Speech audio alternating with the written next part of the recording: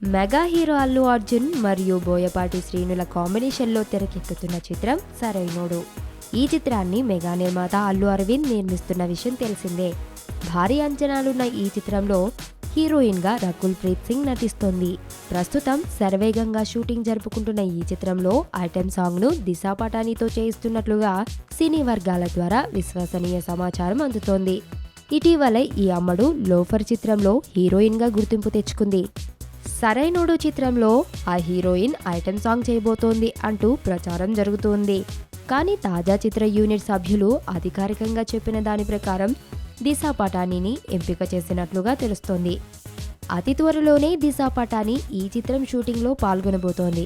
Loafer చిత్రం ప్రమోషన్స్లో భాగంగా తనకు బన్నీ అంటే చాలా ఇష్టమని, ఆయన డాన్స్ అంటే ఇష్టమని, ఆయనతో ఒక్క సినిమాలో ఆయన నటించాలని కోరుకుంటున్నాను అంటూ చెప్పుకొచ్చింది. అలా అన్న కొన్ని రోజులకే ఈ అమ్మడికి అవకాశం దక్కింది. ఏప్రిల్ లేదా మేలో ఈ చిత్రం ప్రేక్షకుల ముందుకు వచ్చే అవకాశాలున్నాయి. వచ్చింది కదా అవకాశం, ఓ మంచి మాట అనుకుందా, ఎందుకు ఆలస్యం, అందర్నీ రమ్మందా.